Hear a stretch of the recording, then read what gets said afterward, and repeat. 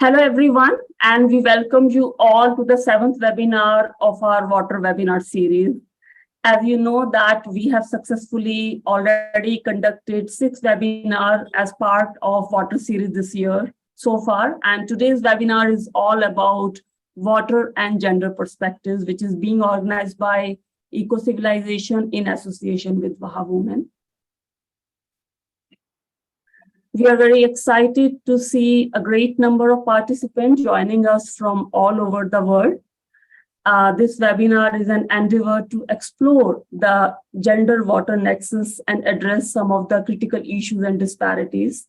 This includes ensuring women's participation in water governance, providing gender-responsive water, sanitation and infrastructure, promoting women's access to education, and integrating gender perspective into water resource management policies and programs.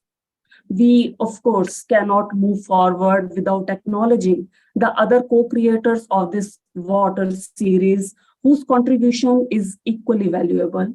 Our co-creators include, other than Ecocivilisation and WAHA Women, Dr. Khin Nini, founder of Myanmar Academy of Water, also one of the speakers today, and 𝐂𝐞𝐿 from Japan, composer and singer of water song of the water series. In today's session, we are incredibly fortunate to have very learned speaker with us, and I'm personally very excited to learn from all of them.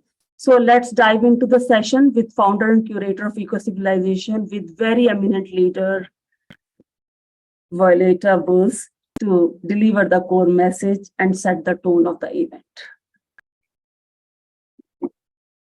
Thank you very much, Natasha. Thank you very much, Rajni, for these introductory words. And thank you for giving me a chance to briefly say a few words from a point of view of eco-civilization movement, but also really from a perspective of a woman.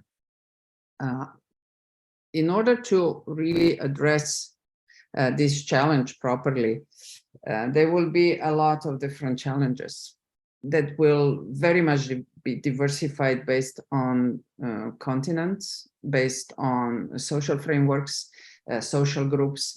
And we are invited to be very sensitive for that, not to try to find a solution one fits all, but to really show the sensitivity for different types of needs and in different environments.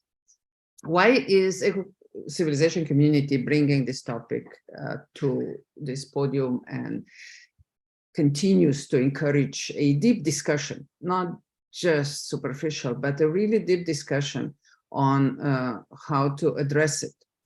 Because in altogether, eco-civilization community is really a disruptive, mission-driven cluster of different communities, but all inspired by really outstanding women and men, the exuberant minds from all over the world who share a dream of humanity and really sharing that with the entire planet, with all species. And in the core of that is this incredible being we call water. That is something that we all have in our bodies, in our genes. So yes, we are committed to sustain the planet as an ecozone of our galaxy. And in order to do that, we gotta sustain biodiversity. We gotta sustain this incredible magic of planet Earth. So in this spirit, I'd like to share a couple of thoughts with you. First of all, just a quick summary of the guiding principles and the core elements that are bringing all these discussions together. First of all, it shouldn't sound as a cliche because it's so true. Be the change you want to see and deliver what the world truly needs. So this is a sincere invitation to everyone to use it as a starting point in whatever we are doing, either together or we are manifesting within our circles in our local communities. And based on rich experience from all over the world, we Ecocivilisation movement, along with our all fantastic guest speakers, experts, propose really to collectively reimagine a vibrant relationship with water and the planet Earth, seeing it as a wonderful being. Our long-term mission is ecological civilization, and really clear goals related to water are clear water for all and inclusive water governance and women's empowerment. So we believe that once we address those three key elements properly, many more will unfold by themselves. So the pillars within which in the future we plan to continue to evolve in this topic of water are sociotechnology, system science, and spiritual transformation. Without spiritual transformation,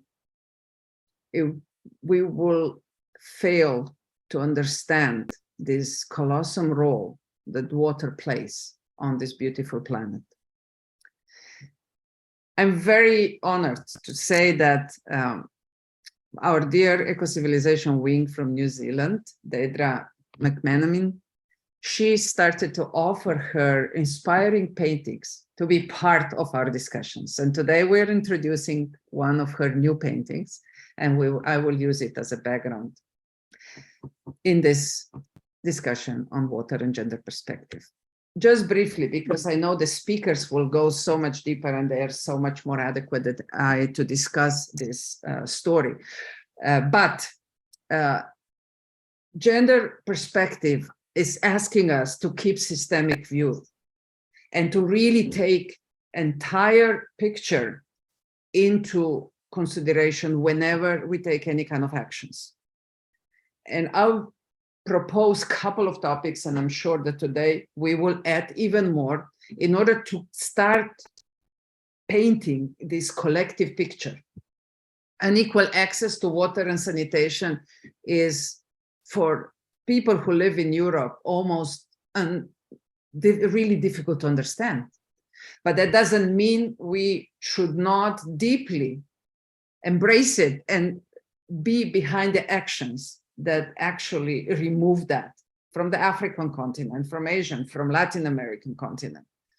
Because this is essential, not only for a decent lifestyle, but in order to be able to go and be part of education, which I hear that in Africa, that is a serious problem because women and girls do not have equal access to water and sanitation. The second one is gender-biased violence and safety concerns. So many women who are usually in charge of water in local communities have to walk to get access to water, and they are very vulnerable on their path, on both ways there and back. So that's how water is very much also a safety issue. Data and knowledge gaps. It is really surprising how little we have, even on the national levels, these evidence-based policies and programs related to water. So this is a big call for 2024, where we plan to go more into the action where to actually engage. Gender responsive infrastructure and services, by all means. This should be the highest priority because it can address and at least ease many of the challenges that I already mentioned. And there are enormous gaps in gender mainstreaming, which I'm sure today our guests will address. Last but not least, politicians and administrators, we all have to really start communicating and act to remove gender responsive policies and targeted intervention, the lack of them, away from this list, and to really have that present, like we have more and more now equal opportunity and gender equality, also gender responsive policies and targeted interventions towards water need to be constantly on that list. Intersections that I see where we can collide and work together and engage together, it's of course climate change adaptation and disaster management strategies, collecting drinking water, household sanitation and hygiene, water use and management, access to water for agriculture and water-related businesses.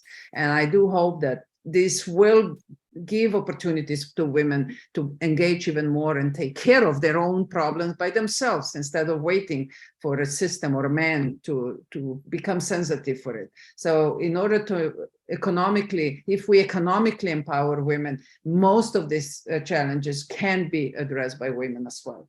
So just briefly, where next? I'm sure that we got to focus on data collection, analysis, and criteria. These criteria are so essential because if they are not set, then we don't have data, then we don't have analysis, and we don't have action.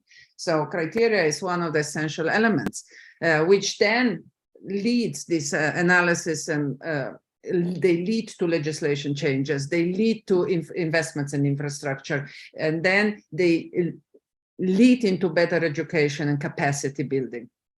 And of course, through that, we are more and more sensitive for recognition of needs, and above all, we start to influence public behavior and perception. So I'm inviting you to become ambassador of that, and please don't hold back when you need to speak up and raise your voice that you can in your community or in your circles to bring sensitivity to that. And together, I know we can do it, and together, only together, really we can thrive. You cannot thrive if your next door neighbor is suffering. You know, we have to bring the humanity as a whole to a higher level. And I'm really happy just also to announce that all these topics that Rajni already mentioned, and they are still coming in the forthcoming months, we will in 2024 put together in one book, Water, the Inner Strength of Life, where we hope to offer this systemic view with some intervention points and also leverage points, but also some modeling as well in order to encourage more people to use it and to get engaged. Thank you very much.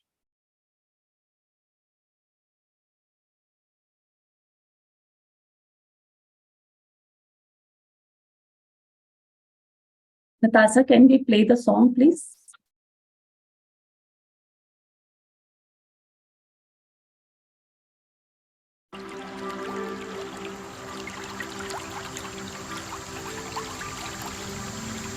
Granddaughter, the water can hear you. The water has memory.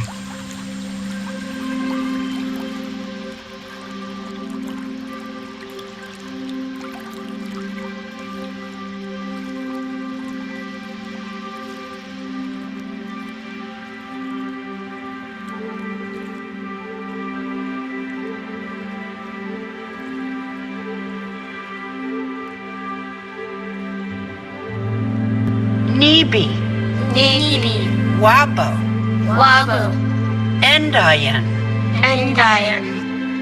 Nibi, Wabo, Endayan, Aki Misli, Nibi, Wabo, Heya, Heya, Heya, Hey, Heya, Heya, Heya, Ho. Water is the life's blood of our mother, the earth. Water is the lifeblood of our own body. Nibi, Wabo, Endayan, Aki Misli, Nibi, Wabo, Heya, Heya, Heya, Hey, Heya, Heya, Heya, Ho. To continue to pass on the knowledge that needs to be given unto the other generations. You are the keeper of the water. Nibi, Wabo, Endayan, Aki Misli, Nibi, Wabo, Heya, Heya, Heya, Hey, Heya, Heya, Heya, Ho. make the change in this life condition that we're in, that great-grandchildren will stand up to this truth of what life is about, and to live it in such an honorable way, the way ancestors came to this earth.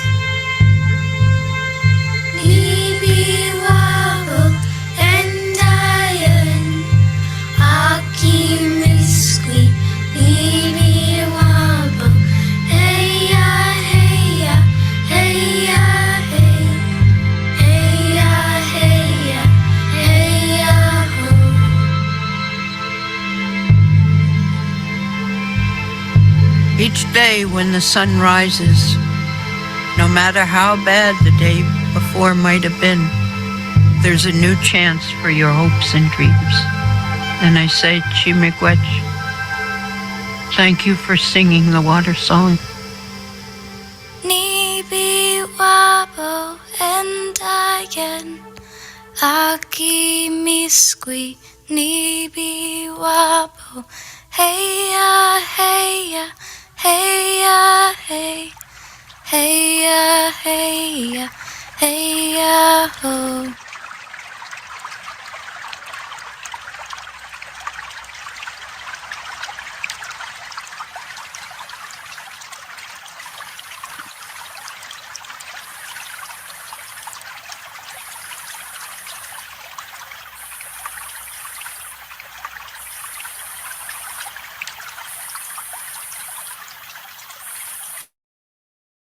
Wow.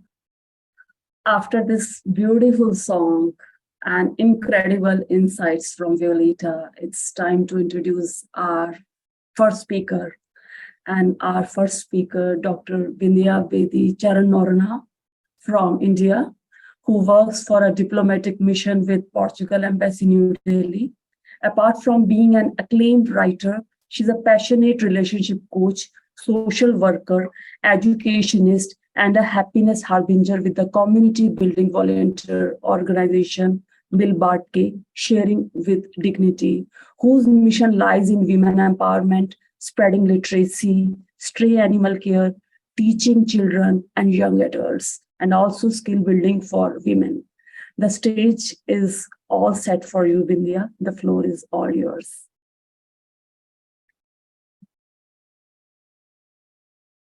Hello, good evening from New Delhi, India. And I'm so overwhelmed with this beautiful song and with the lovely paintings which were shown by Dr. Violeta. And actually going into things like statistics, I really wanted to share that like the language of the water song is universal, so is our need, our requirement, and so has to be our respect for the all essential elements that is water, not just for our species, but for all the species. And the onus is coming on the women to come forward in a very, very proactive manner and take up this challenge. And it is so heartening to see that you have done so many water webinars and are bringing this into focus again and again, because what is important is the repetition, the continuous repetition of having to work, need to work on this subject by all of us all over the world. I come from a country where, you know, the man is ready in the morning and he's in a hurry to leave, and the woman has to make sure that even if she's working, largely it is her job to see that there is water, there is food cooked, which also needs water. And, you know, after COVID, people are more careful. So water bottles are taken, food is taken, and the children also need their tiffins. So, you know, the entire onus is in the urban as well as in the rural atmosphere is entirely on the woman. this is the reality of our situation, which many times, when we are in cities, like I live in the capital, many times we kind of turn a blind eye to the reality, and we forget that, reality is just there. It's not so far off. If we are not careful, if we don't take interest, if we are not proactively working on this subject, the day is not going to be far when we are going to be in a worse mess, which is, much before the development took place. So I think I'll start by screen sharing and go into the details. Should I, Rajni? Should I, Violeta? I can't hear Yes, you, Bindya. Rajni. Yes. Bindya, you should. And also, Bindya, just one request. Your voice is fluctuating. At times it is audible. At times it goes down. So is it possible to fix some audio from your side, or if it is fixable? How is it now? It is absolutely fine, but like 2 sentences are coming up very clearly, then last 1.5 would come in a little lower voice, then it will go up, down. So it is like fluctuating a bit. Okay, if you can fix it, well and good. Otherwise, you can go on. Okay, so when you can't hear me, just give me a signal. Okay. Okay, if you can't hear me, then I'll remove the speakers and see if it's better. Okay, sure. Yeah. Yes. So, diving straight in, Dr. Violeta already gave us a very good introduction and has already inspired me to write a series of poems on water. So, is this better? Is this better? I can't hear you, Rajni. I can't hear you. Yes. Okay, so we'll keep it like this. So I was saying that, you've already inspired me to write a series of poems on water, which I will do and send you after seeing that beautiful art. And let's go deeper into relationship between water and gender. Like that, I feel there are 3 main challenges which we are facing. Oh my God, I think I've gone to the... Yeah, we are facing these 3 main challenges, whereas the first one, which Dr. Violeta mentioned, is the collection of water. And like I said, even in urban scenarios, the organization of water falls on women. Now, we know that 1 in 4 people in the world lack access to even clean drinking water. All these statistics, if I pick up something, it's all from UN verified sources. So women are spending 200 million hours a day globally. So we are talking in a global context here, not just Indian or African. 200 hours a day collecting water globally. Can you imagine if that much of time women had to focus on themselves and on creating value? So it's a very time-consuming activity and prevents the women from getting education or even gainful employment. It's really physically very exhausting, leading to health issues for women who spend so many hours, collecting water. Now, there is this very one example I want to give you here, which is a real story of this lady called Assam. And in Assam, this lady called Das. Now, she was crowned as the water champion. She was a farmer. Her village was in a flood-prone area. So, water problem is not only in the area where there is lack of water. Now, her village was surrounded by water bodies and it was flood prone and there were dams. So they would burst and the entire village would get flooded and would be without clean water, or even that water could not be used for irrigation. Also, it was no good, it was mulch all over. So she insisted and insisted and pushed and pushed. And she was able to ensure that the embankments were built so that they got some kind of protection. Now, this woman was awarded by UN. She was an uneducated woman, but she made so much effort in creating this water awareness that, she saw fantastic results. And of course, there are many agencies who are working in India, like in Africa and many other countries where this is required. But the point is, the person who is affected, the point I want to make here is that the person who is affected has to stand up and has to be ready to fight for their right. Because nobody from outside is going to actually come and do it for the women if they themselves are waiting for a savior. So, it's a physically exhausting thing, and women do not even have time to think because they are so exhausted by the end of the day, taking care of all the needs. So we go to the next point, which also, when they are collecting water in rural areas, the open toilets, they are so vulnerable to abuse. They are in such a delicate position, and every 2 minutes a woman is dying during pregnancy, childbirth, due to unsanitary condition, for lack of water, for lack of health care. So, these challenges are already there, and they are further become more serious when we notice, and it's perpetuating, that the laws, the ownership laws of land, of resources, are always majorly in the hands of men. So that is one thing which is really, really sad, that affordability, they cannot afford, if they want to create a public toilet, if they want to do something, their resources are so limited. The control is in the hands of the men. So this also impacts women and even their safety, because if they use public toilets, it's also more are available for the men and less for the women.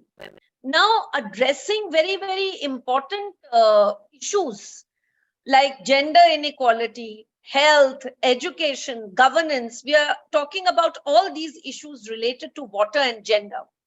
Now, what happens? Let us look at the conclusion. Like, I like to put the seed for what I want to see. So the conclusion I want to this problem of water is that everybody should have a tap and clean and soap to clean their hands whenever they need. So that is my, dream, that everyone in the world, every woman should have access to that. So what will happen when that happens? Can we imagine how much time women will have? They will have to spend less time gathering water for their families. Point one. Then this will reduce the violence against women in their homes during the process of collecting water. And it frees up so much time for them to engage in activities outside the household. So that leads to a lot of growth for the woman. Girls will have more time to attend school, and women can use the time for entrepreneurial activities as well. So it has been seen, this experiment has been done in many villages in India, where we have seen that in communities with good water access programs, 90% of women are able to use their time for creating an increase in income. So that is the target I would like to see around the world. But what are the challenges? The challenges to reaching there is the lack of specific data on water accessibility that is disaggregated by gender. Now, this makes it extremely difficult for authorities to understand the scope of the problem that needs to be addressed. So the women are also facing barriers from the administrative bodies, from the donor agencies who are taking decisions, who have access and who can give access to the resources. through regulatory process because there's simply no clear data. That is something that is a very big challenge. Now, this presents a very big barrier towards, creating policies for women. So the data collected also does not account for differences on geographical areas. The situation in the north with the hilly areas will be very different from the situation near the beaches. So rural areas, urban areas, the data has to take into account all these challenges, and it has to be contextual. Then other intersectional issues also exist where, there is disability, the marital status, a pregnant woman will require more. The idea, what I'm trying to say is that all these different factors have to be taken into account when the final data collection is happening. So cultural impact, women's access to water in various areas is badly impacted by the cultural limitations. In many areas, women have to cover their head, they have to go on one side, it is 40 degrees of temperature, and then they have to go 5-10 times to do this kind of activity. All these things, if we have a clear data on these things, then the donor agencies, the governments can actually make policies taking into account these very important factors for women. Then I feel we all are seeing that happening around us. So women's organizations play a very, very significant role. And if you see around the world, women are a bare minority group in environmental sector ministries. So women have a huge potential. They can play a very integral role in ensuring equitable access to water because they understand and they have suffered really, terribly due to these lacks and lacunas in their life. So women should not only be victims, but they should become potential catalysts for change. And of course, for that, women organizations have to handhold, and they are doing also, but a lot more is required. Apart from just playing a catalyzing role, I think it's time for women to be in the decision-making process, not only on issues surrounding their own access to water, but water management in general. So this will give them the confidence to take on leadership positions within their communities to start with, then they go beyond their community. So this will catalyze gender equality advancement in a very big way and ensure equity in water access. Then we have very limited access to resources. A woman has very limited access to resources. Even though in India and in many countries, women have equal rights as far as ownership of property is concerned. But if you go down to see, the reality is not always what is on paper. So the men in the family, the men, the in charges, in the villages, the heads, they are mostly men, and they are not allowing women to have a very clear ownership of resources. So what happens? These are very, very critical things. Land access, property rights are very, very critical. So women have always had, less ownership. Always the male ownership of natural resources has been favored, which prevents them even more from gaining access. So we really have to also root for that. Then these laws which are made on paper, and they are also not taken into account by the water commissions. So when they are making laws related to, for example, in a village, they have given an order for making so many tube wells, for so many hand pumps for water usage. But if they do not get input from women, if the data does not come in, then they cannot take action in the correct way so that it reaches the last mile. It reaches the woman who is actually the first user. So women Organizations can do this in a big way, and there are certain further recommendations. The most important thing is collection of data. To take ownership, and women themselves have to take ownership of the decision-making process and resources. And we have to kind of, push the rules in such a way that this must happen, and it must happen sooner than soon. Then efforts should also include a review of the policies to account for gender awareness, which will help mainstream gender perspectives in water resources, in environment ministries, in community water boards, and other legislative and regulatory bodies. Then the third recommendation is that donor countries should provide technical assistance to local and national agents in order to direct the data collection process. Now that again is the supreme point for me, so I'm repeating it here. And then we need to really have campaigns, create community awareness.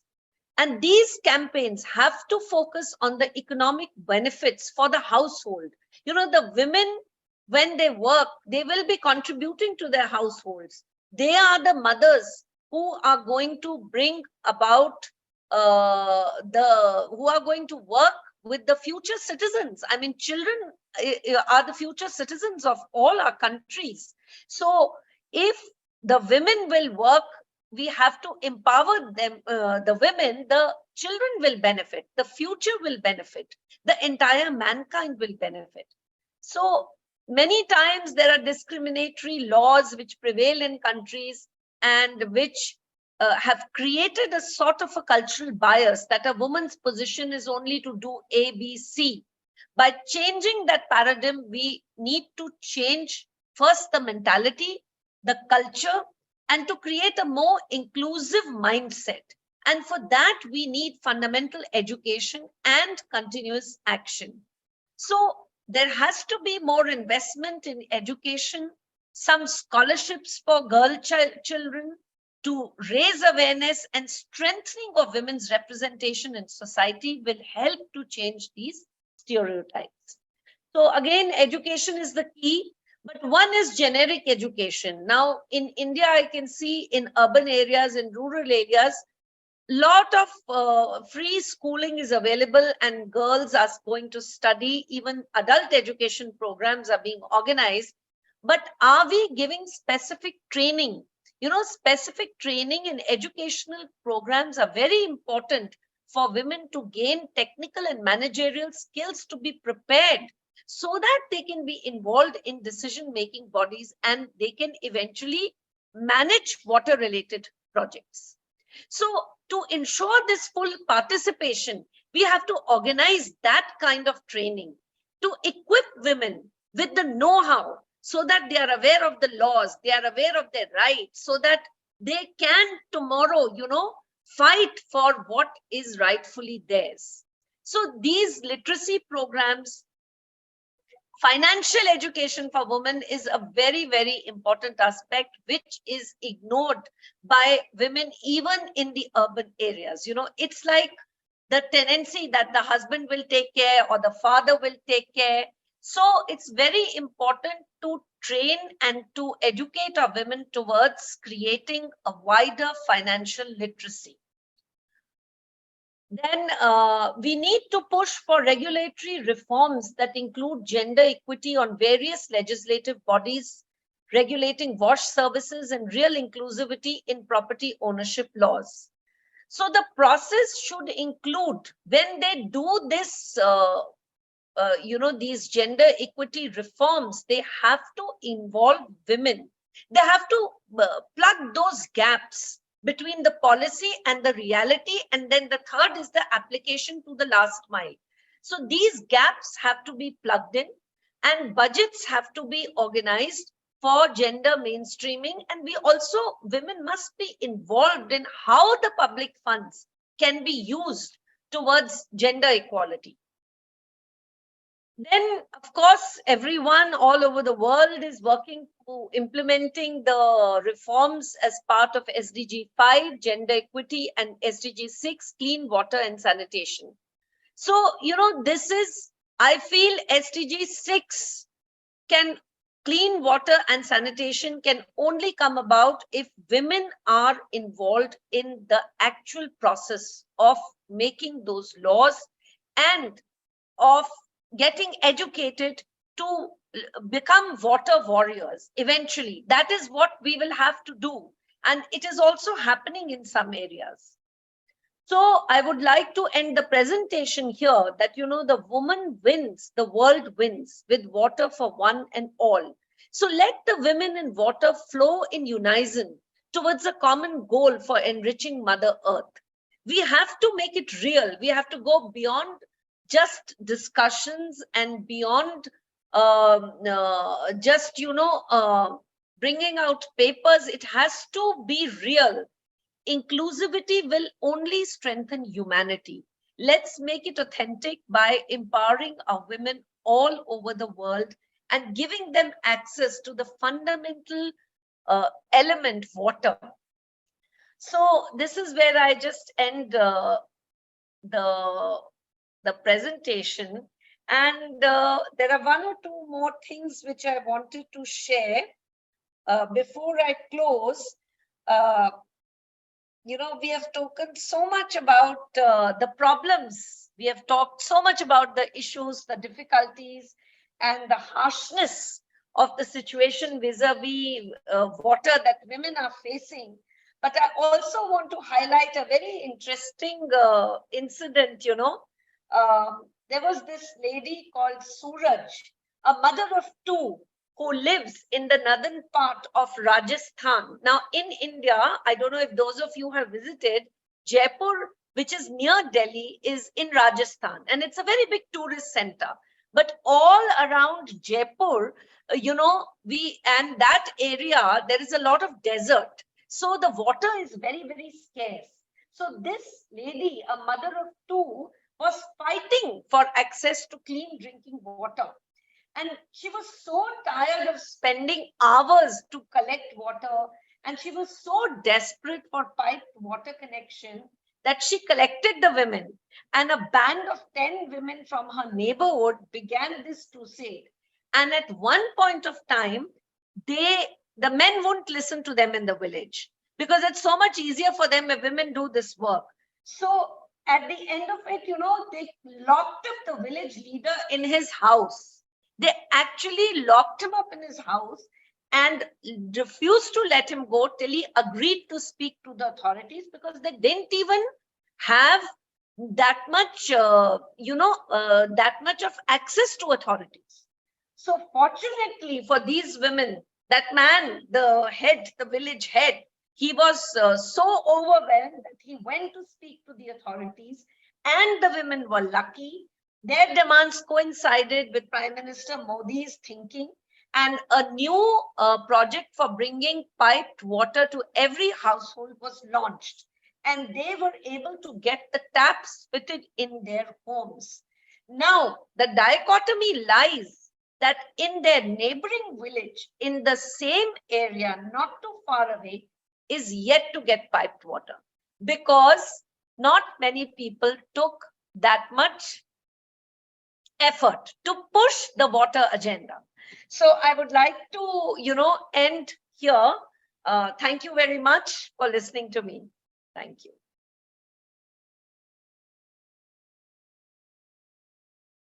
Thank you so much, Vindhya, for shedding light on some of the very critical intersections between water and gender in our current state of affairs. And it is indeed time to become water warrior, as you said, a transition from being victim to being catalyst. However, there are so many unanswered questions, and I know, everybody knows that there are many gaps, there are many lacunas which cannot be filled without political intervention. And there are so many other challenges. Of course, women can always take charge, and they are coming ahead. And the very motive of organizing such webinar is to motivate such women only, that they should come forward. They should become warriors. They should become catalysts to change.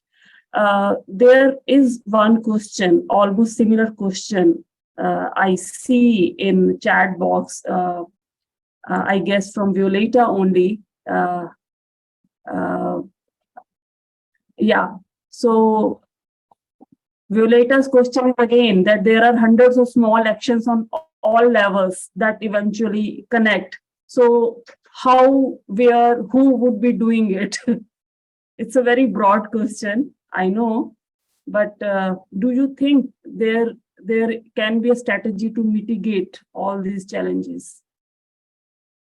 There has to be a strategy. We have to find a solution. We all are connected and we all are affected by this situation. And is there any other question? Or should I? Not yet. Only, yes. Only this so, question so you far. know, Yeah. Instead of going into, I will tell you another story of this young girl. You know, there's this young 13-year-old girl who was going out, like we all do with our parents, to restaurants, and she was very conscious of the environment, and she noticed that the water is given, when the water is served to drink, because in India is a hot country, when you go to a restaurant, first thing you know you want is water, and they always serve you a glass full of water without even making any order. So she noticed that, you know. Él no te dijo a ver, mamá, ¿te dijo él cuánto valía la casa? ¿Sí? ¿Cuánto, mamá? No me acuerdo en este momento. So this girl noticed that a full glass of water was being served and half was being thrown. So she started this campaign of, you know, it's called the half glass. So it's a very small effort. It's a very small idea, but then small ideas have big power. And this 13-year-old girl, you know, talked to her friends, she worked at it, and nobody would listen to them. You know, they went from restaurant to restaurant telling them, please give half a glass of water, not full glass, see how much you will save. But nobody would listen to them. So they went to this association of restaurants where there were about 1 million restaurants, you know, registered, and they spoke to them and they brought out a glass which had a half mark on it. So that, you know, I was so touched by this whole story that look at this young girl and a sensitivity. So first thing that is required is sensitivity. And the second is the courage to take action, because no action is big or small. Every action really matters in this area because we are at such a critical and crucial time. Of course, every drop counts. And certainly stories like this are good, I would say that are good motivators, and they encourage other people to come up with the innovative ideas to save every drop of the water. Thank you so much, Dinia, for your valuable insights, and we request you to stay with us because we are coming up with three more rather wonderful presentation, and we have a lot to discuss with you. So as we shift our focus to the next presentation, we welcome our next speaker, Dr. Leticia 𝐿𝐴𝐿, who is currently the gender specialist of the African Water and Sanitation Association, is a development practitioner with over 20 years experience in the water, sanitation, hygiene, and environment sector, and mainstreaming gender in WASH programs. She has occupied various positions as WASH specialist, communication for development, consultant, and social behavior change communication advisor and extension services, specialist with UNICEF, global communities, and international NGO and community water sanitation agency, respectively. And now I'll step back and let Leticia take the stage. Thank you, Rajni. Thank you so much for the introduction, and welcome to our faithful participants. I know today is almost like a holiday. So those who have taken time to come, it shows that they are really committed to gender. A lot of my colleagues couldn't join because today we are celebrating the Tabaski, the Muslim holiday. So they question why I should have put the dates this time. And I said, no, I didn't organize, but maybe in future, we will consider this, look at the holidays and make sure that we don't fall into the dates. So thanks for the opportunity to be part of this program. I would have missed it, but I thank God that I'm able to join you because it's something I'm very passionate about. So thank you for the earlier speaker. I'm so happy that you have set the tone, and I'm just to add on to it. And then I'm going to look at it from the point of view of someone who works with water utilities, providing water in the urban setting. Her background talks so much about the fact that we need to empower the women. So I think what AfWASA, the African Water and Sanitation Association, seeks to do is to empower the women. So to give you a brief background on what I want to talk about, you can go to the next slide. So as I said, I'm from the African Water Association. And then I'm going to talk briefly about what we are so that we can premise this discussion on where I'm coming from and what contribution we hope to bring on board. And then I'll also talk about the nexus when it comes to that the setup, which is the utility setup, how women are faring. The previous speaker spoke about the need to have them in decision-making and in management of water. So we want to find out how is the picture like globally when it comes to management of water by utilities, when we come to comparing the women and men divide, how many women are we finding in that sector? And then what's AfWASA? So we are an association bringing together all the utilities in Africa. So we have over 50 members who are working in the utilities. So what is AfWASA trying to do to address this problem? So that is what I'm going to share with you, because I think for the problem, we've had enough of it. So the way forward as a utility, what are we going to do? And so I will tell you about the vision that we have, the problem we have identified, and then the roadmap, and then some structures that we have established using women networks to address some of these problems. I'll also talk about that. So the next slide, please. Yeah, so about AfWASA, as I said, we are a professional organization, and then we bring together institutions, companies, operators, and key professionals in the water sector and environment in Africa. So we work within the African domain. And our vision is to be acknowledged as leader in capacity building of water and sanitation stakeholders in Africa. And for our membership, as I said, we have over 50 water and sanitation operators across Africa who are our members. And then we have people that we call corporate members, affiliate members, individual members, and honorary members. So you are all welcome to join us as either individual, corporate, your corporates can also join us. And also, if you want to be honorary member, you can also join us. Please, the next. Yeah, so the overall vision that we have for gender mainstreaming is to make AfWASA a gender-sensitive organization with increased women participation in decision-making at all levels within AfWASA and its member utilities. So when we say all levels, we are looking at within the organizations, beneficiaries, people that are partners, are stakeholders, that we ensure that gender is mainstream at all these levels, at the community level, where they benefit from our water supply. Thank you. Next slide. Yeah, so what is the problem that we have identified as utilities? So from the utility level, we find that even though women are the most affected by poor water and sanitation, as has been earlier said, we don't have equal representation representation, they are underrepresented in key decision-making positions. This is by research by the World Bank recently. And these are this research gathered 64 utilities, water utilities.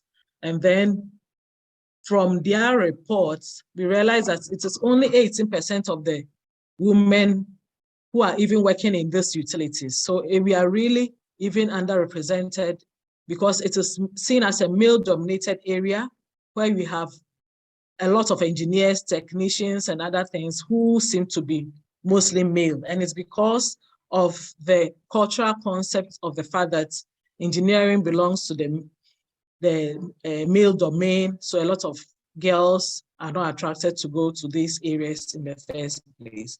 And out of this, we had only 23% of the number being engineers, or that's the women being engineers or at managers level. And then 32% of the utilities even did not have any female engineer. Not even one of the engineer was a female. And 12% of the utilities had no female managers. So this is the situation that we find ourselves in our sector. Next slide, please. Yeah, so what is our approach? Approach is to ensure that there is, we create the enabling environment for, sorry, I just had the surgery, so with my eye, unfortunately, so I'm finding it difficult to read, so you bear with me. Yeah, so we first of all wanted to find out how we can create the enabling environment within our utilities. And then in that, we have to create a gender strategy by which our members are going to adhere to and ensure that everyone goes alongside and make sure that they are mainstreaming gender, because we've talked a lot. As we are saying now, we need action. So the first action we are taking is we are going to develop a gender strategy. First of all, we are doing, creating a business case for our board, because it starts from the board level. How can we get women engaged and be part of the board members? Because that's the highest level of decision-making in these utilities. So how do we get women on board? Because a lot of the utilities do not even have women represented on their boards. So how do we get that done? And then we also will establishing structures to implement the gender strategy. And then also, sorry, let me see if I can increase, because it looks too tiny for my liking. I'm struggling to read. Yeah, so, and develop gender strategy and implement. We are also looking at attracting women in the sector. As we said, we don't have a lot of women. So what is the, what are we trying to do? What strategy are we going to use to ensure that women are represented in these sectors? So we are doing a lot of outreaches and open activities within schools. So we want to catch the young girls young, early, and introduce them to science. A lot of them do not want to go into science, technology, engineering, and mathematics. So we use some of the women engineers who serve as role model, go to these schools, visit them, tell them about what they are doing and the fact that they are capable of, and the little ones are able to ask questions and they are motivated to say, okay, so this field is also open to women. So at that tender age, they become interested in going into science because they find out, oh, they are water quality analysts within these women. We have sanitation engineers, we have water engineers, we have hydrogeologists, we have civil engineers. So these children are motivated and they want to go into science. So we start with the lower level and also the senior high school, and then also at the university level. But we realize the emphasis should be more at the lower level, because by the time they get to the university, they might have chosen their courses already. So how do we catch them young to get them introduced? Then we are also looking at recruitment. In our sector, we realize that a lot of recruitment is done in a biased way. Even the way we do the adverts, it makes people feel left out, even because sometimes they'll tell you, we need an energetic person. The moment you say energetic, the mindset is it should be a man. So no woman will even apply. So it has discouraged a lot of women from even taking up positions within these utilities. So we are looking at how we can review all the adverts and also all the human resource manuals to ensure that they are gender sensitive and ensure they attract more women. And quota systems are developed to ensure that women are intentionally selected on some occasions where we have more male domination there. We are also talking about the retention. Even after the women have been on board and they have been recruited, how to retain them becomes a challenge based on the unfriendly environments in which they should work.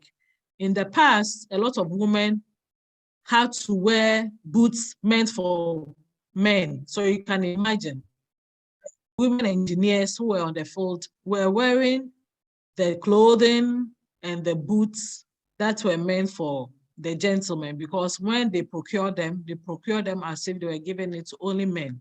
So now, what are we doing to ensure that even the women are also getting their kind of comfortable equipment to work with? So that is one thing. And also, when we are talking about retention, a lot of women definitely will get pregnant. They may deliver. How do we make the environment friendly so that when they return from their maternity, they can equally work in comfort with the organization providing a safe place where she can bring the child and be able to breastfeed and take break to breastfeed. So a nursing place or a creche within the working environment where the mother, the woman worker can comfortably work and also take care of her needs as a mother. So these things are being talked about on how we do to encourage the women, even who enter, to be retained in the system, because a lot of the time they come and then they face a lot of challenges and so they drop out of the sector. So how are we going to ensure that when they come, they are retained? And we are also looking at advancement. Sometimes even how to advance within the work becomes a challenge for them.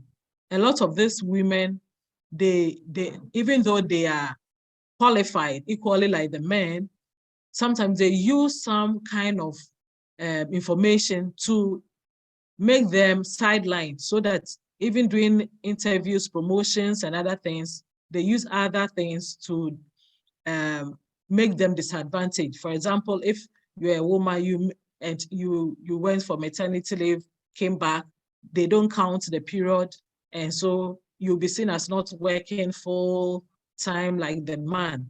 So all these things are things that we are working around as AfWASA, as the association, to see how best we can encourage participation and also progression within the sector for women.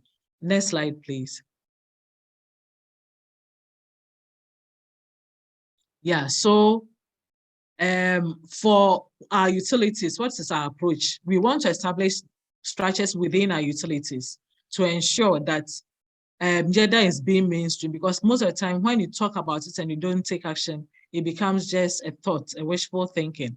So we are identifying gender focal persons within each utility.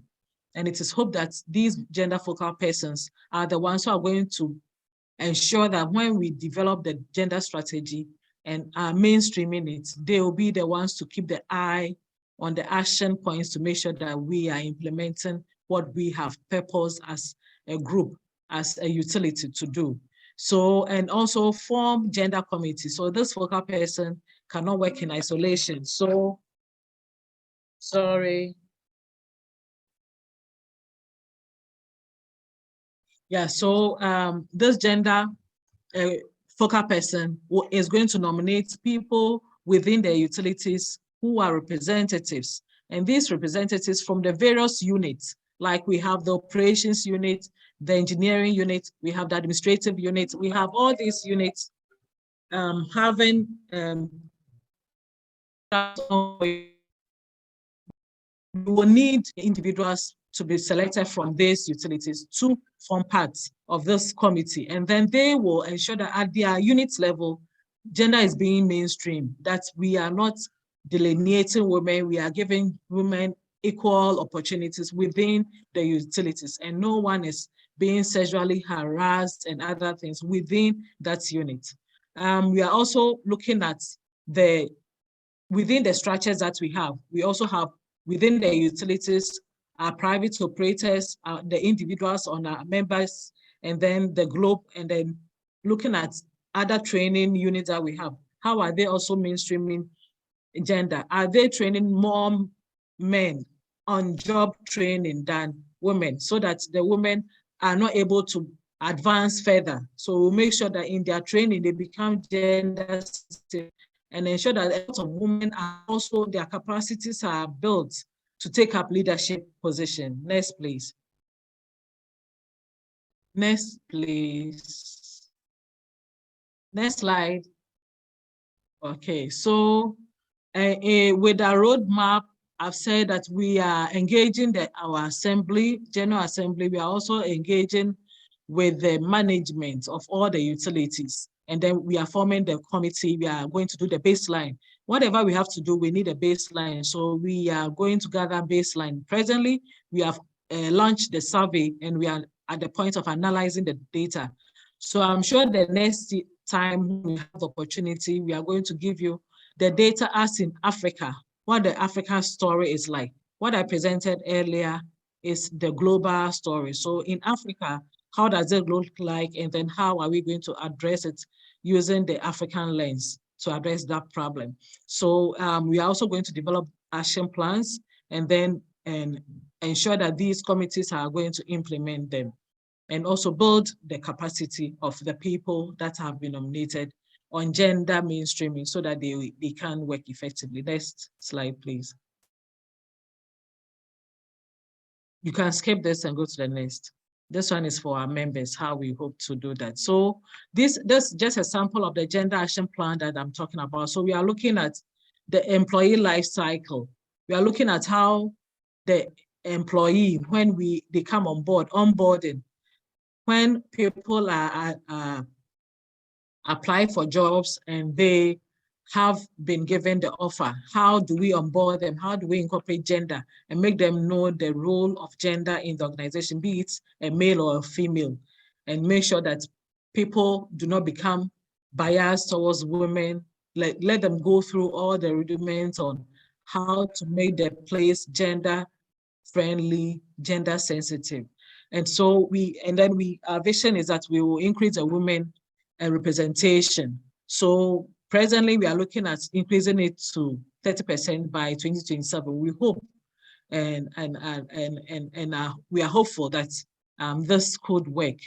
But this will also depend on the final result that we get from our survey. If we know what the percentage is presently, then we can benchmark it and then see how we can increase it to achieve our role. And also we are looking at the company policies. A lot of these things emanate from the policies. If it's not within the policy, it is difficult for them to implement.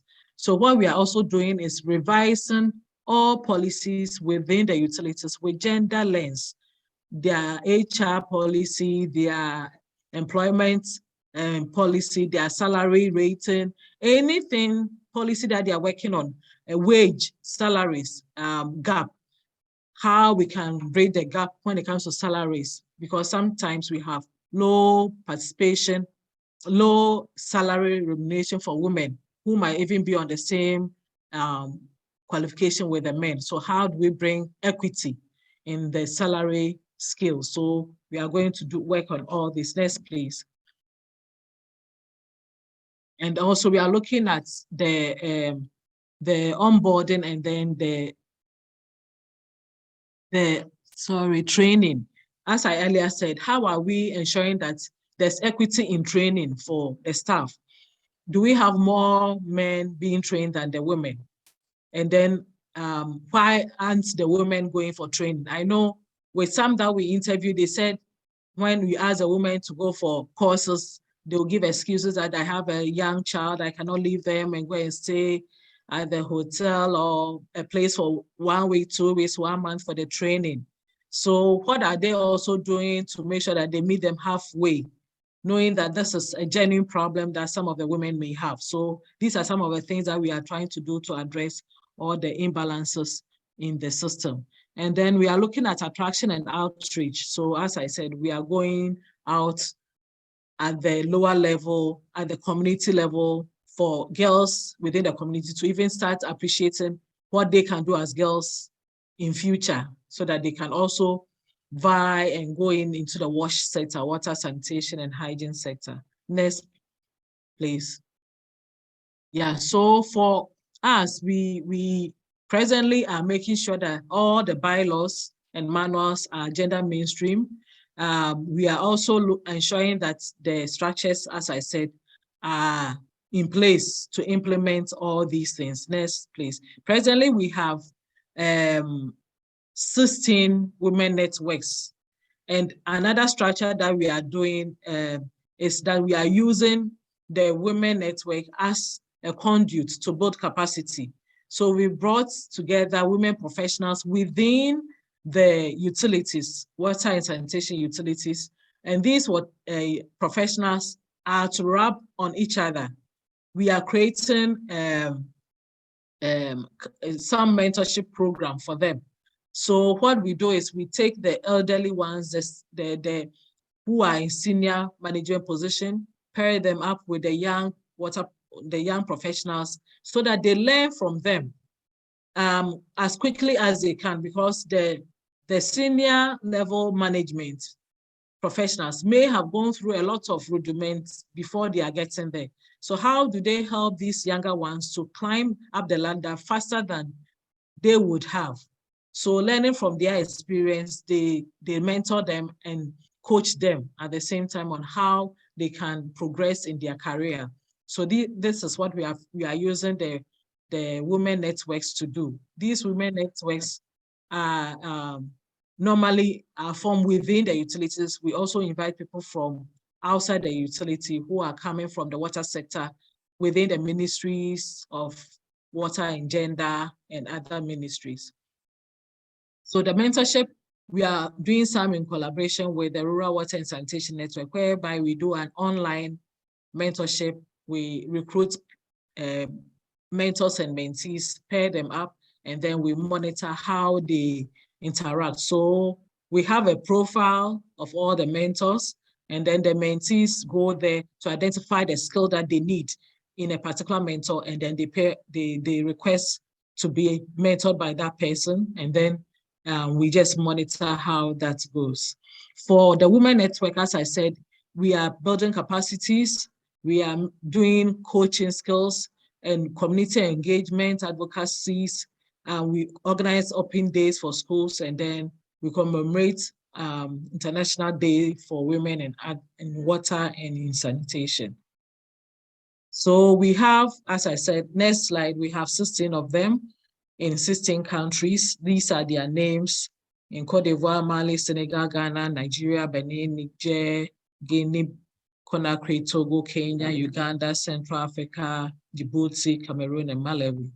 Presently, we are working towards getting South Africa, South Sudan, and then Chad and some other countries on board. Below is some of the activities that we undertake. The next slide.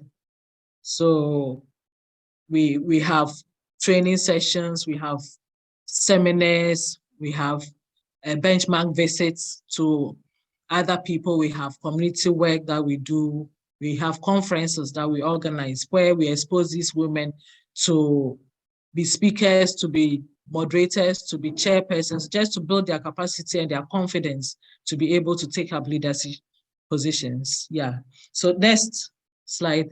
Yeah, so it's also about the work we do. Sometimes we reach out to the community just to let them also know that the women are there to support them, and through that we have interaction, and then we build capacity there as well.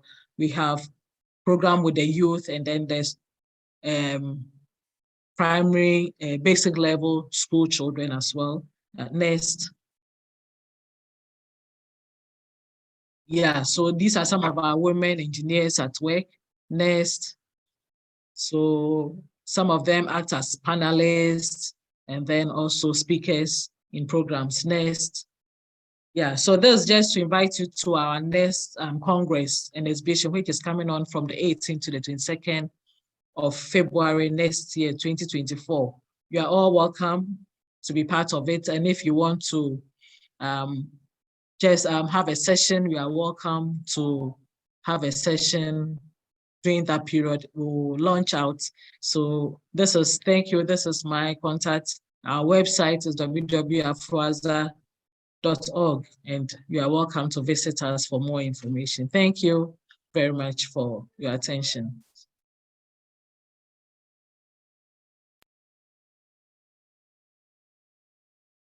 Thank you. Thank you so much, Leticia. And really appreciate that you could manage the whole presentation without much problem, and you could do it smoothly. And you highlighted some of the very universal stereotypes, and one of the stereotypes in your presentation was the question of period, which is very closely related to sanitation facilities. And I believe that in our audience, we have one wonderful participant who has asked a related question. And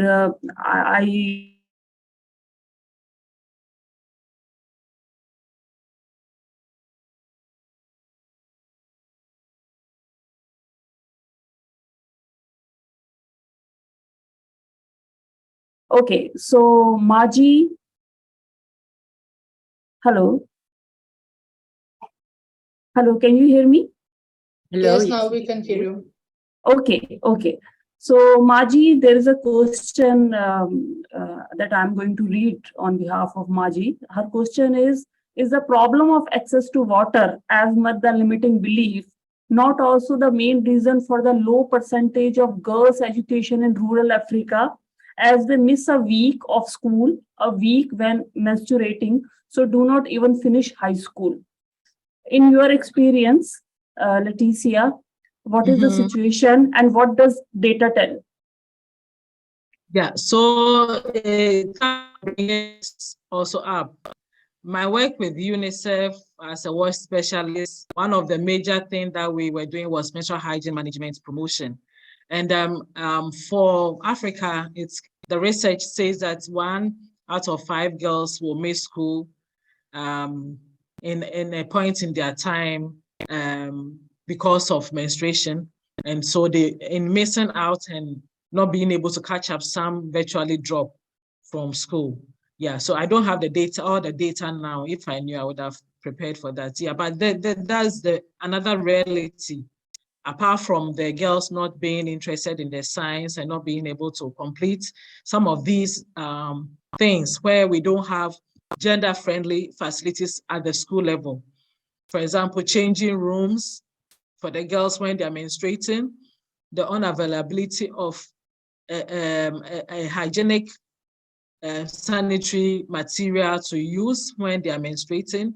And so some may tend to soil themselves if they use their cloth, and then they will be shamed, so they wouldn't want to go back to school.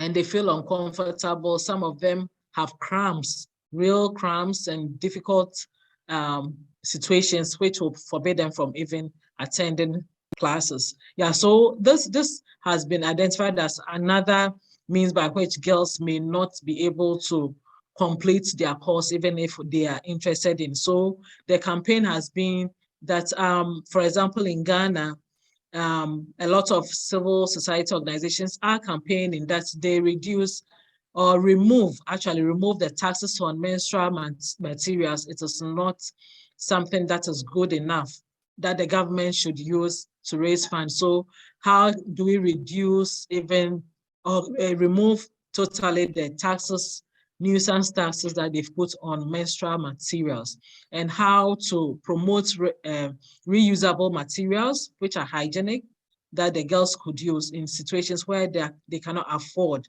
So a lot of NGOs are going around teaching the children on the use of reusable materials to prevent infection and yet be able to maintain good hygiene whilst menstruating and be able to go to school.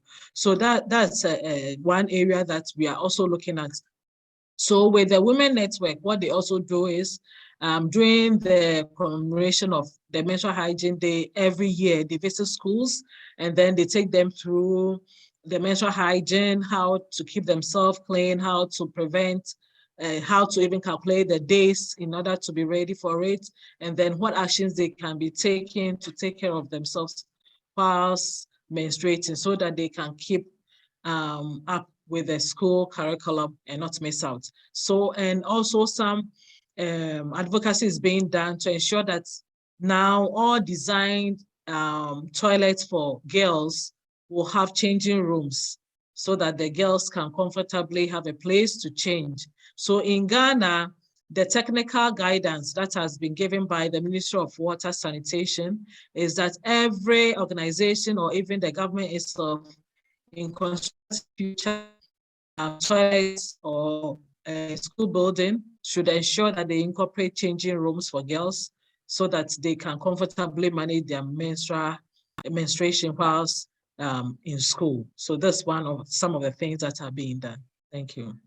Thank you so much, Leticia, for clarifying so many points. And we are very pleased to hear that so many initiatives are taking place to solve this issue, which is related with girls as well as it is impacting their education.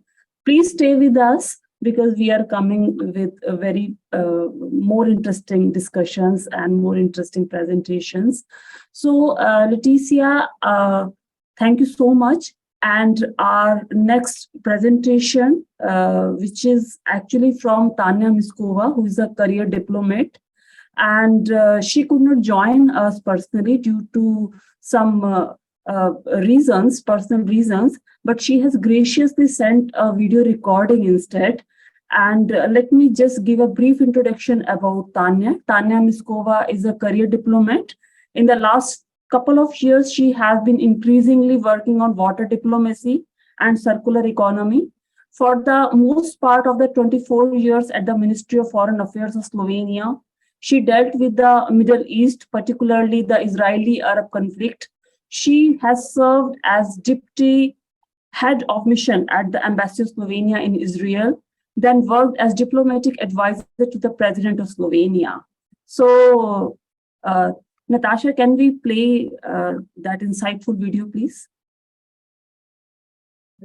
Dear participants, the topic of today's discussion, Water and Gender Perspective, represents an intersection of Slovenia's two foreign policy priorities, gender equality and water diplomacy. There are two basic reasons for our engagement on the topic of women in the water domain. First, resolving one of the biggest challenges, the water crisis, without half of the world's population sitting at the table is not possible. Second, women are disproportionately affected by the water crisis, and yet they remain largely excluded from the relevant decision-making processes. We believe that women must be involved throughout the decision-making processes in researching, designing, budgeting, implementing, monitoring, and evaluating policies and programs in the field of water and sustainable development.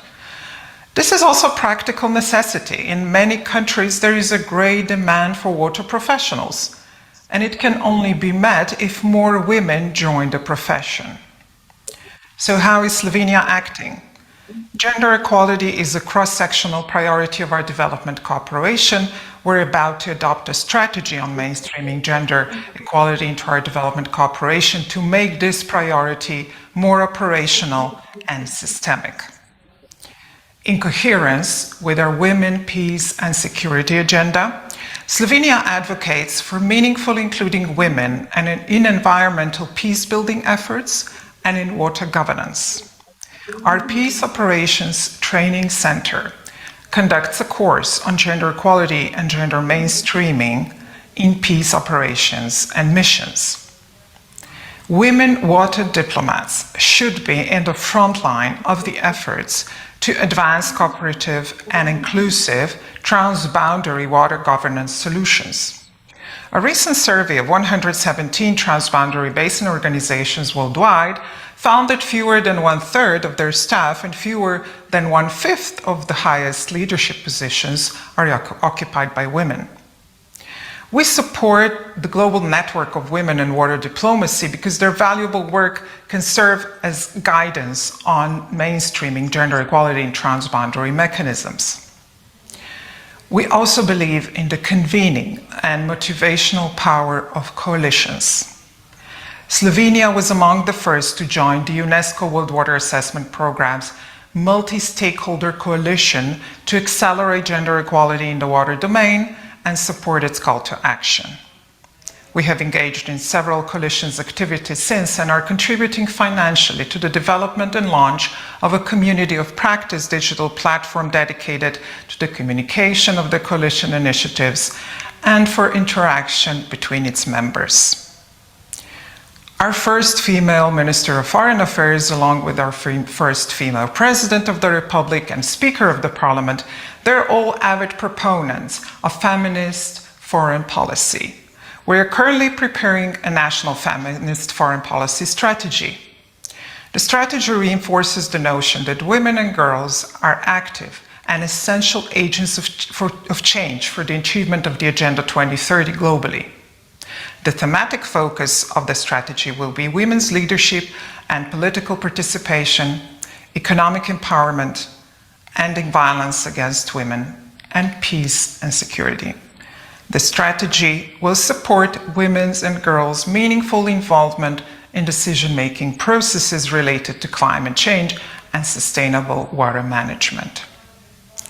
Ladies, the implementation of our agenda on women and water. We're working through partnerships bilaterally, within the multilateral fora, and in coalitions. We are ready to join hands with movements such as Ecocivilisation. I thank you. Thank you. Thank you so much, Tanya, for such an insightful message and for giving us overview about the strategies and policies which are in process and have been implemented in Slovenia, and they sound great. The ideas, the policies are very much in favor of girls and all the issues which are many of the countries could not solve. And after this insightful message, let's proceed towards our last but not the least presentation. And for that, we have very learned, very seasoned speaker, Professor Dr. Kin Nini Thin, who is a water management professional with 44 years of experience in the water sector globally, specialized in inclusive water governance, IWRN, and hydroinformatics. Her current duties are founder of Myanmar Water Academy, initiator of Water Think Tank, and Water Mothers.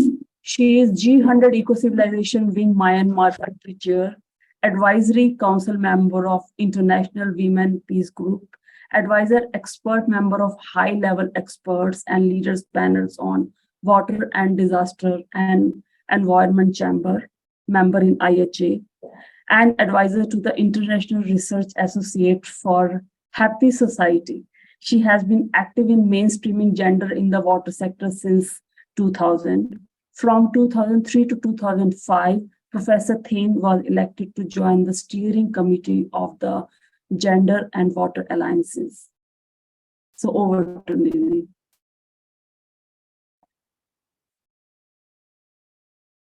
Thank you, Sister Rajni, for your very kind introduction. Please let me share the presentation. Can you see it? Yes, you can. You can, yeah, thank you. And I'm now changing to the slideshow mode. Today, I would like to share with all of you accelerating SDG 6 performance by mainstreaming gender perspective in the new water governance / management paradigm proposed by Ecocivilisation. Actually, Ecocivilisation started active in water sector, of course, since it started, but we accelerated in mid-2021. And in 2022, we have water webinars.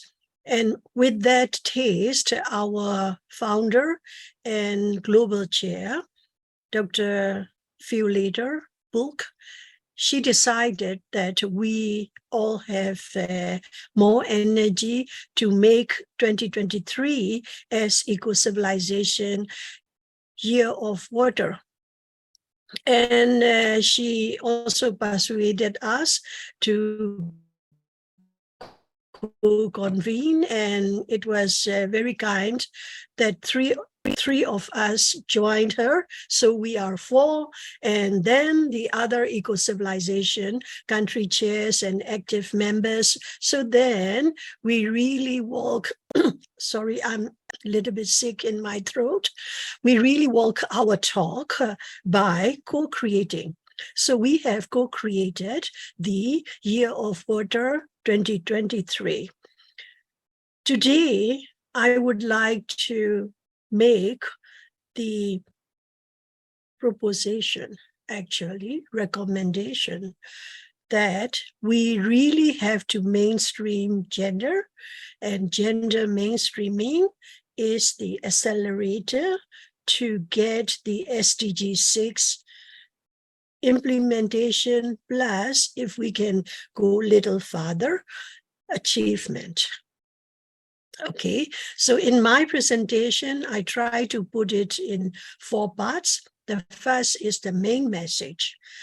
Because of our internet connection, it's so poor, so I put everything upside down, that not the main message in the conclusion, the main message in the first part.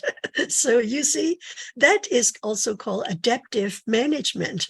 The second is the rationale. Why? Why do I say that, and why do we need to do this? And number 3 is the impact on SDG 6, and number 4 is call for unity in action, because we cannot do with our group alone, we cannot do with Ecocivilisation alone. We need everybody on Earth. In 2022, we have reached 8 billion. We need everyone. The main message is that gender mainstreaming is a SDG 6 accelerator, full stop. If we really want to achieve the goal, we have to do the gender mainstreaming seriously, and also walk the talk. Mainstreaming gender perspective in the new water governance / management paradigm proposed by Ecocivilisation at the UN Water Conference 2023 really received a lot of positive feedback. And also we were able to put the action and commitment. Now is that I have been waiting for this seminar, this webinar, because now is the time to put that gender mainstreaming in that paradigm. Where do we put is at the left side of the slide. We have SDG 6 indicators. 6.11, drinking water. 6.2.1, sanitation and hygiene. 6.3.1, wastewater. 6.3.2, water quality. 6.4.1, water use efficiency. 6.4.2, water stress. 6.5.1, water management. 6.5.2, transboundary cooperation. 6.6.1, ecosystems. 6.A.1, international cooperation. 6.B.1, stakeholder participation. To do that, we have 2 tools. The number 1 tool is institutional and cross-cutting gender contextualization. And the second tool is to come in the next slides. The rationale, why should we do that? I have put 4 most important points. However, there are many. A framing paper for high-level panel on water began with this quote: "The lack of water, sanitation, and hygiene facilities that meet women and girls' needs can be largely attributed to the absence of women's participation in decision-making and planning."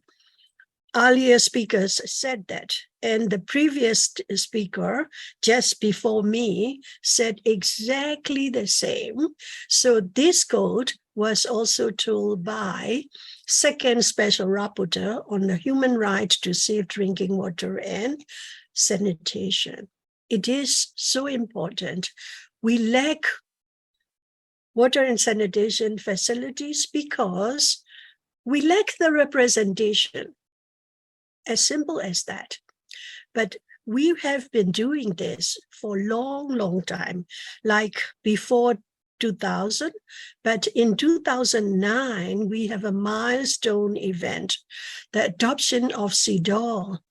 It was a remarkable achievement. However, we have yet to go through step by step and every corner of our world, this globe, in Africa, in Asia, in Latin America, and we name it. Sometimes it is even in United States and Europe, where a lot of advancements were there. We still need to improve some pockets. UN Water Conference 2023 as midterm review of the 2030 agenda report findings. You can find it in this URL. I will not go through point by point for the sake of time, but the message is, if we are to go with this rate and with this rate of implementation, we are not going to meet the 2030 agendas. Very clear. We need to accelerate, and we need the accelerators. Okay, so the last point I would like to say is gender equality and goal 6 are inseparable. We cannot separate it. Gender mainstreaming is of critical importance in SDG 6 implementation. So the bullet point 3 said we are not doing well yet. We need to accelerate. And the point 4 said, in order to accelerate, mainstreaming the gender. So here, this one also said the vision statement, UN 2023 Water Conference. You can get downloaded this picture from the website, UN Water website. Here it says water is cross-sectoral. And then gender is cross-cutting issue. How can we separate that? So this is my shortest rationale. What do we do? The Ecocivilisation. We did a lot of water seminars in order to make the year of water. Among them, one of the remarkable and official side event is in UN Water 2023. So we propose that actually, UNDP said 60% of the water projects on Earth failed. It is the official record of the UNDP itself. But it means not UNDP projects per se, it is the water projects across the globe. Whoever implement that, 60% fail. So we really have to go back and see why it is. For me, my personal experience and my personal opinion is human beings play the central role. For better or 4 wars. We did the policies, we did the legal aids, and we did all the financial decisions, and we did the judgment, we did the implementation, we did the planning and everything, and we are human beings.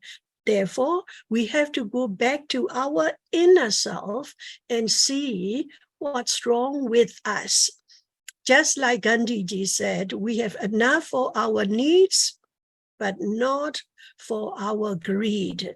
And there we are. Our chair also said in her opening remark, spiritual transformation is a must. So this is our collective voice because we realize the same. So we proposed the new water management paradigm, and we know that we need to use the historical experiences. Number 2, we need to use the technical know-how plus the more technical advancements like AI, for example, at this moment, and also the digital transformation for women and for water professionals. Therefore, the proposed paradigm has 3 ply: socio-technology, systems science, spiritual transformation. So it has to come with, 1 is the evolution of consciousness and future of humanity. Our chair keeps saying humanity. You see, that is also the attraction point that I joined Ecocivilisation. It's really the big point, the humanity. If we were to correct ourselves, how do we do it? There is a tool, 𝐴𝐸𝐼OU leadership principles. We have to turn ourselves inside out, and look at it and see, what do I need to do? Do I need to do the less greed? Do I need to do more mindfulness? Do I need to do more innovation? Do I need to do more empathy? So this was what we proposed. Then going back to SDG 6, what SDG 6 means, our colleagues, Leticia and the other colleague also said that SDG 6 is the ensure availability and sustainable management of water and sanitation for all. Okay, it has these indicators I have read out, but now what I want to say is the women. The women, if we are really able to mobilize the women, the millions and billions of women, we are 4 billion, okay? And Johari's window will be open. You see, we all have our blind spot, the bottom right corner. I can't see my blind or blindness, but Rajni can see it, and vice versa. So together we thrive, and with more together, more we thrive.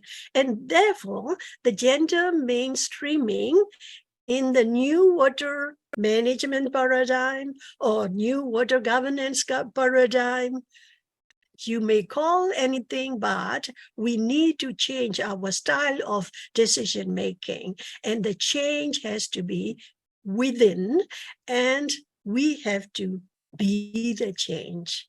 So that is my proposition and presentation. And let me continue few slides, like call for unity in action. As I said, water is everybody's business, and we can't do it alone. Ecocivilization cannot do it alone.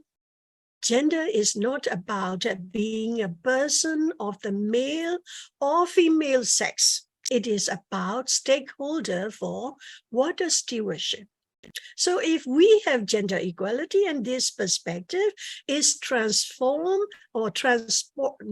transmit to our male colleagues, they will be happy to work with us. and only then gender mainstreaming will be meaningful. 4 billion plus 4 billion equal 8 billion, working for the welfare of the whole globe. Both men and women can work together in the business of gender mainstreaming in the sustainable water governance.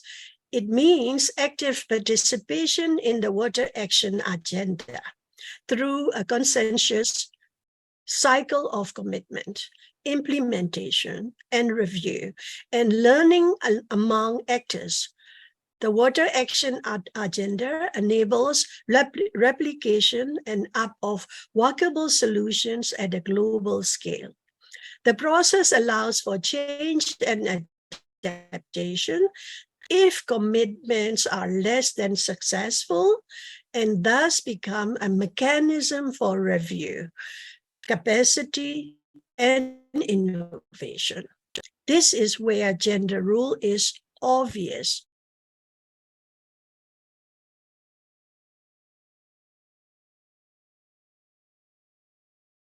I could not put each sentence with a reference or source, so I put all them on, and you can also go to the original PDF. Sometimes it is more than 100 pages. Thank you.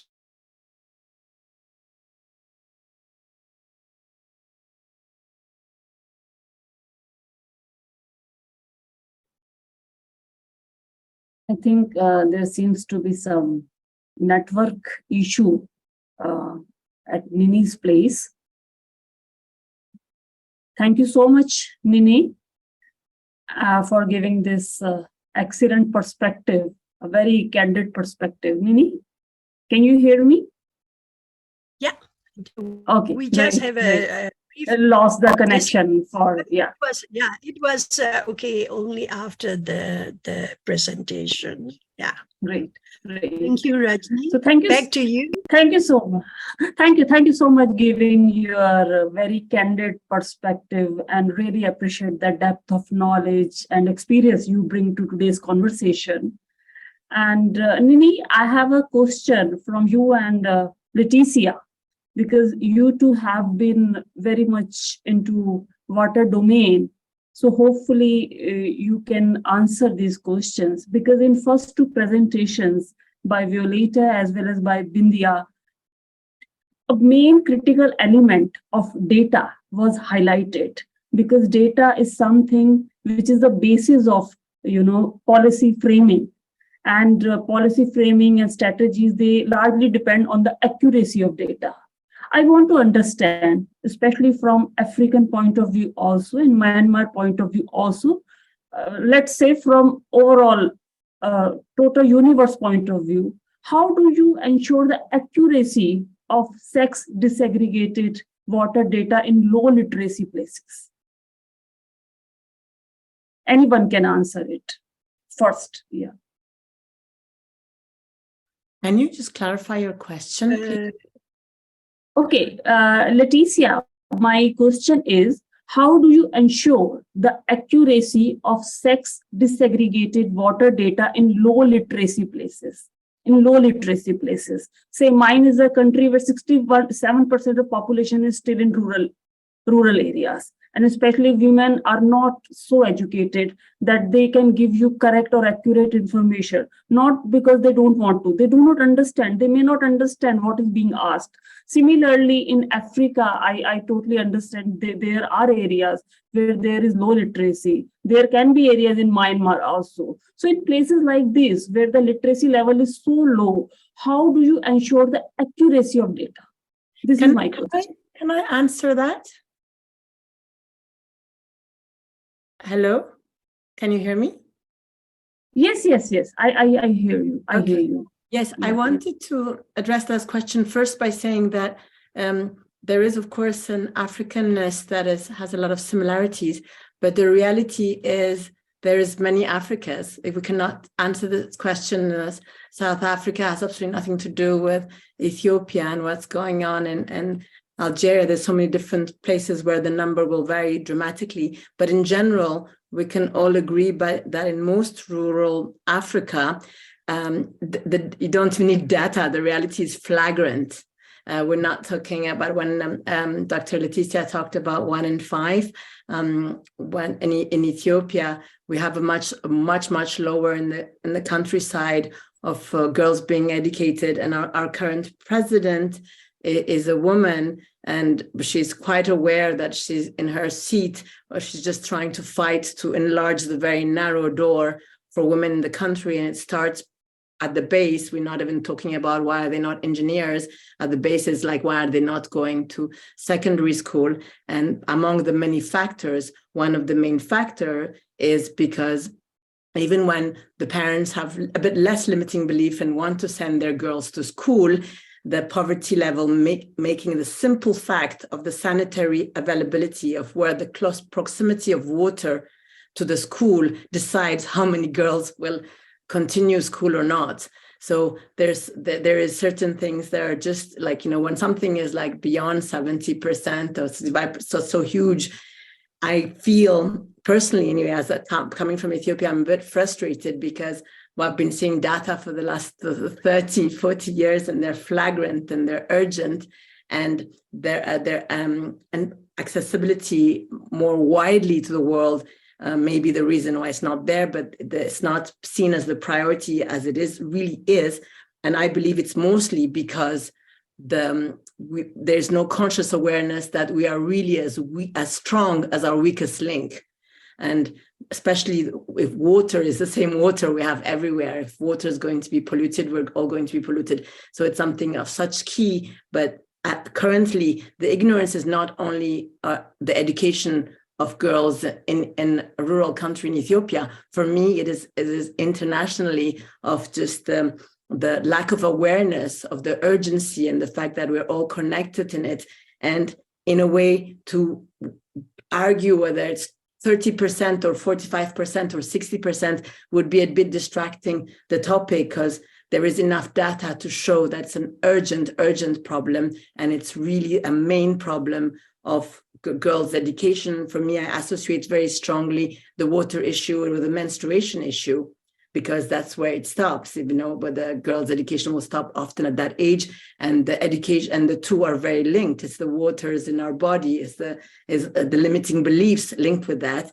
And there's amazing progress that's been done in India in the last few decades, which has been a great encouragement and example to me and many people who are working on that.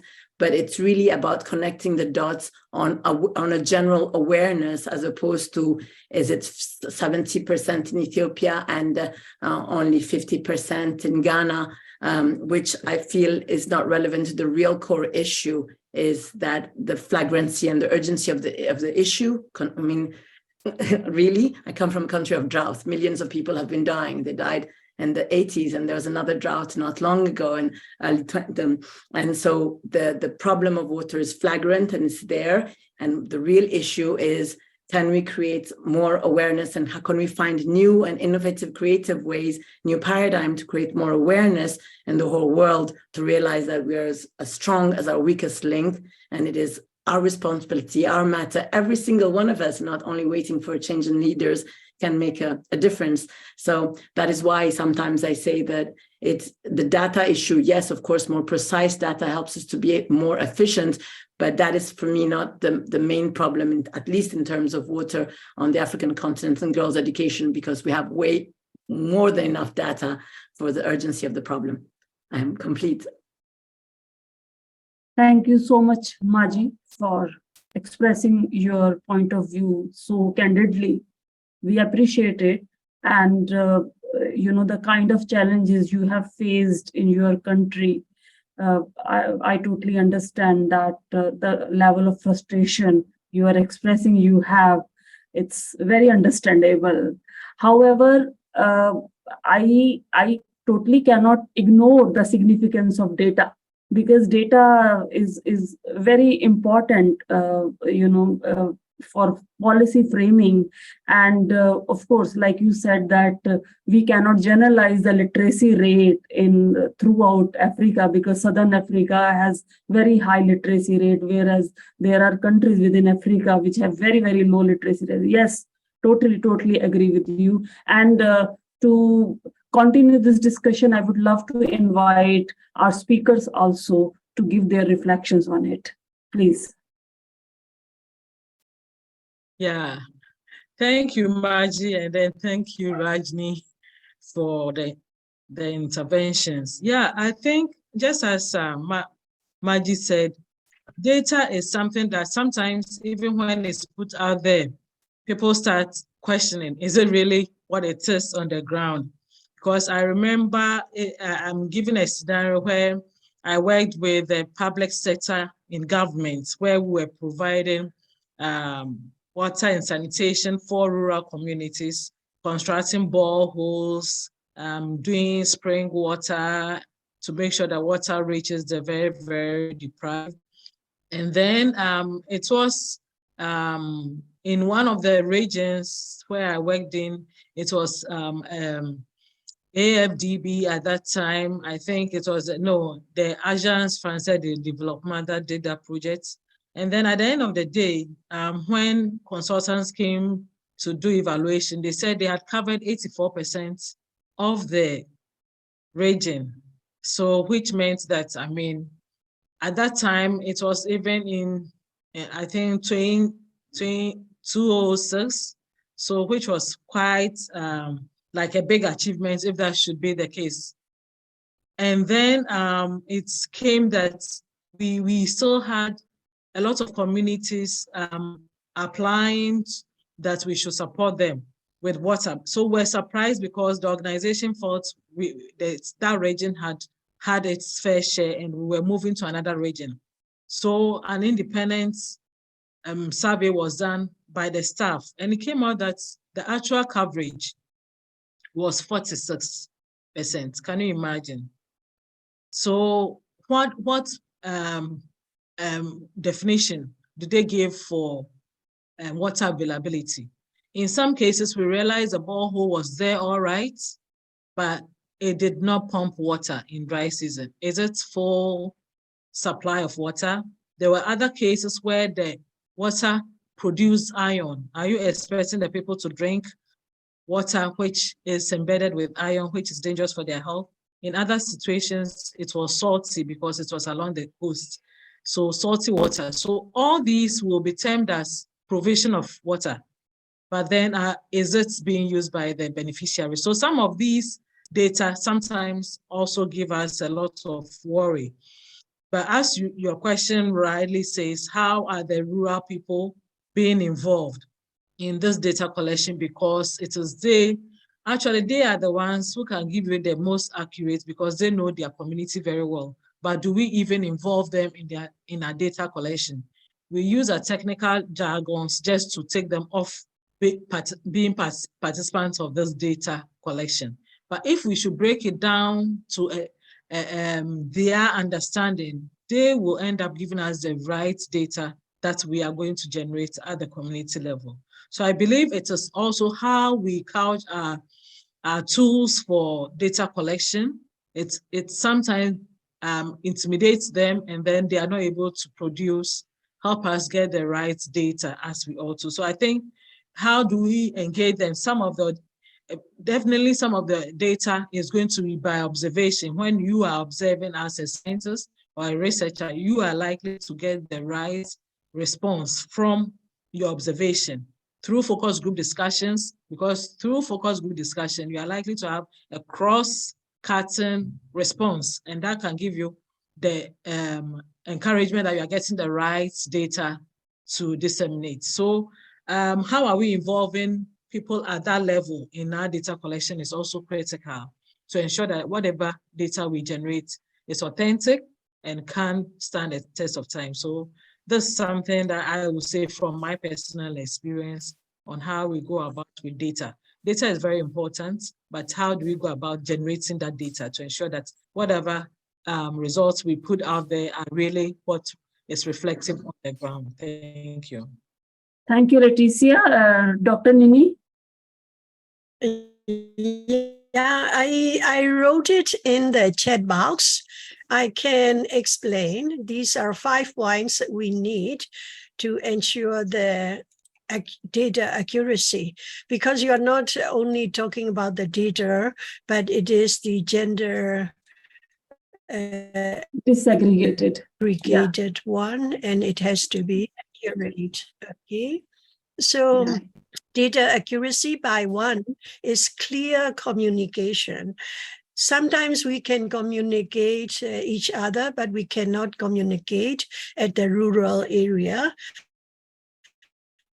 because the same word we use, the interpretation another projection. So you see, it's not translation, it is projection. So if you say you are hungry, that is very direct.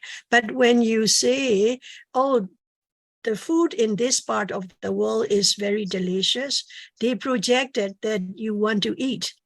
And that is the problem. So clear communication. Point number 2 is training, capacity building on what kind of data we need and how to collect. Otherwise, it will be sometimes not even usable, and let alone to be accurate. And number 3 is the priority setting.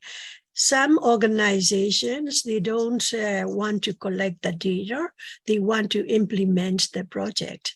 So we have to persuade them. And all organizations, including the government, has to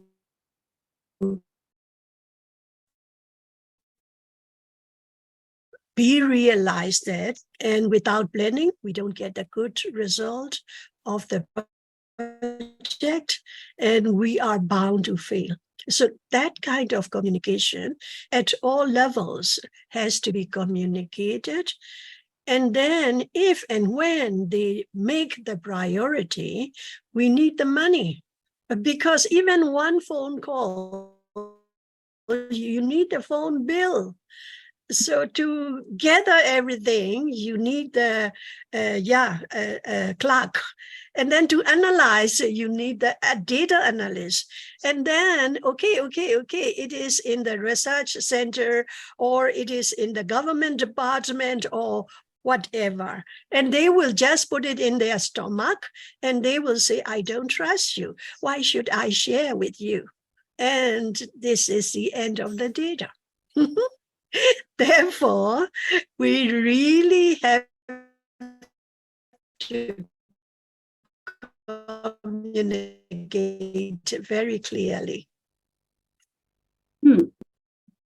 Yeah. Nini, can you hear? Can you hear? Sure. Yeah. In fact, Bindia also want to add on to what you said, and she'll be here in just in just 1 or 2 seconds. So, Yeah. but very, very interesting discussion, because I think the perspective also changes. When we say data is apparently is very objective thing, but within data, there's lot of subjectivity. Yes, Bindia is here. So Bindia, you wanted to add on to what Nini said just now. Yes, I just wanted to add that, for this data, it's very important to factor in the different sections of society. That, everyone, the target population, there could be some older age group, there could be younger age group. Even women cannot be generalized as just, the women. Women who are older, who are living alone, have different needs. And they are a sizable size of the population. So we have to factor in the entire target population. Why? Because remember that, leave no one behind. So that is a very important point I wanted to bring across. And then another thing is that there has to be qualitative and quantitative data.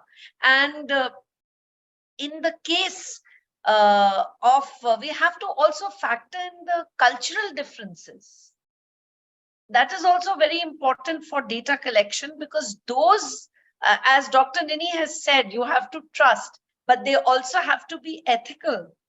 You know, data is very easily manipulated. The data collectors, the tools used have to be ethical. They have to be accountable, so that there is some accountability and checking somewhere.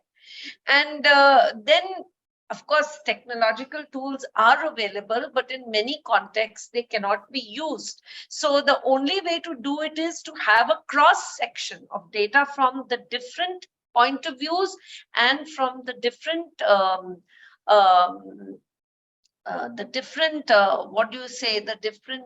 factors. So this realistic data collection, I feel, is very important, because we really cannot generalize, and the God lies in the detail. So unless we are able to fine-tune the data collection, our own understanding of the situation is very, very limited. So that's all I wanted to add a few things to Dr. Nini's point of view. Thank you. Thank you, Bindya. And with this, we proceed towards wrapping up our session. And we always wrap up our session with a beautiful song composed and sung by our friend Yuko Kudo from Japan. Natasha, can we play that song, please?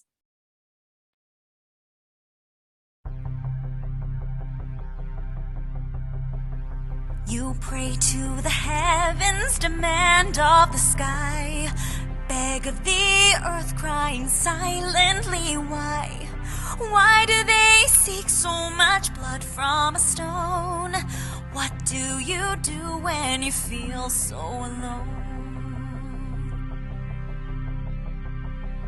Reach out when you need direction. Reach out, you'll find connection. Reach out through storm and through fear. We are water. We are here.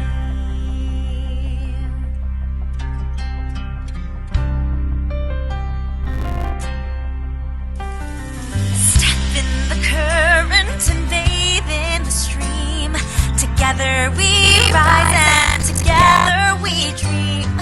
Join with our families, we are not afraid. For droplet by droplet, an ocean is made. Reach out when you need direction. Reach out, you'll find connection. Reach out through storm and through fear. We are water. We are here.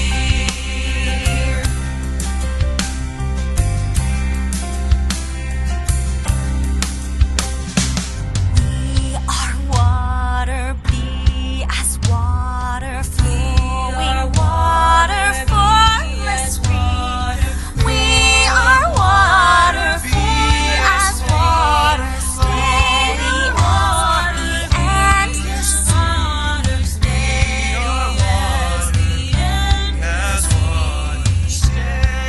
as the endless sea. Reach out when you need direction. Reach out, you'll find connection. Reach out through rivers of song. We are water.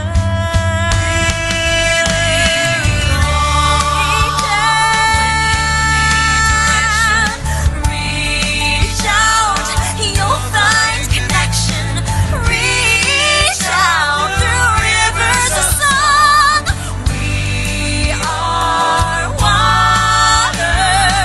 We are